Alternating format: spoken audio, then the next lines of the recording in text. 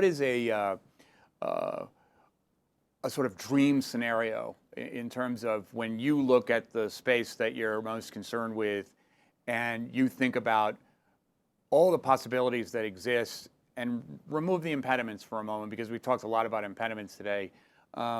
What is it you would love to see happen in your industry? And what is it about your business that is a part of that? Jake? Yeah. So the biggest thing that we want to kind of aspire to drive in the industry is just rethinking the way infrastructure is done. If you look at really aligning it, that's the name of the company, with business objectives.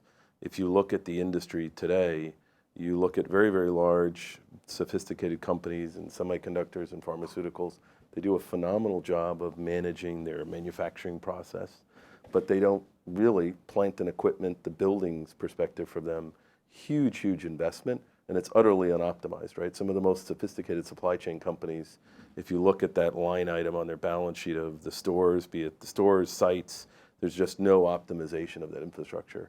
And it's a completely unsustainable model, the amount of infrastructure that the world needs, be it data centers, factories, buildings. We need to get much, much resource efficient.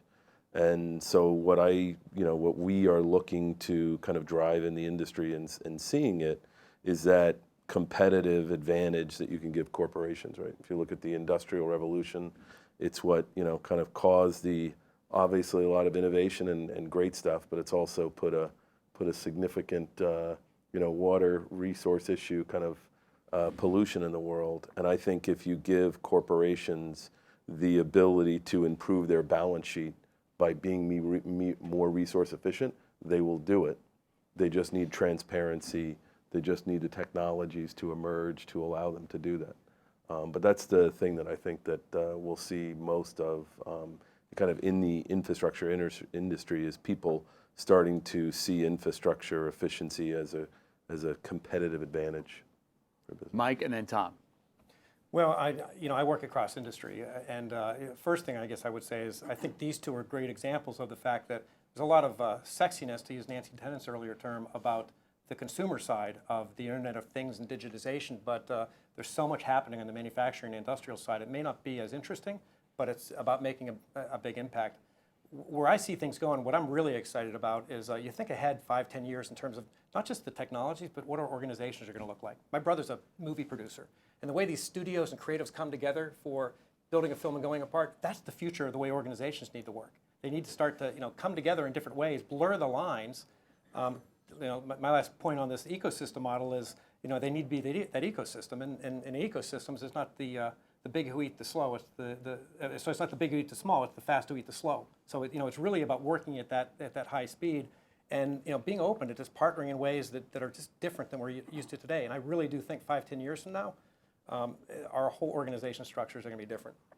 I did an interview on the air with a professor from the University of Illinois, and she had just finished a big project on the importance of bulldozers in changing the face of 20th century America and also the developed world.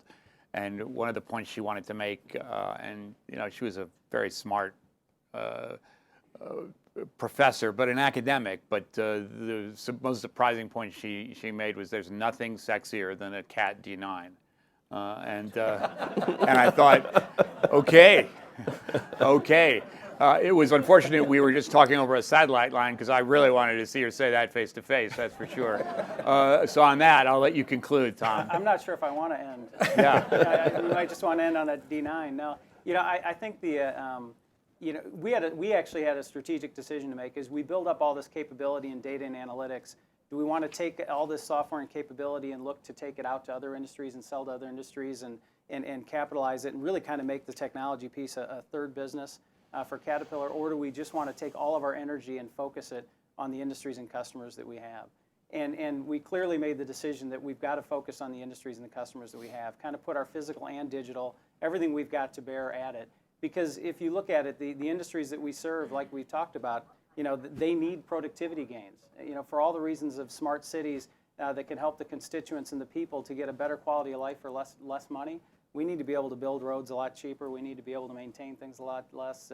So we're excited to see how, as we partner more with companies and startups, how we can get, some ideas to move these industries forward. Tom, Mike, Jacob, thanks so much. Thank you.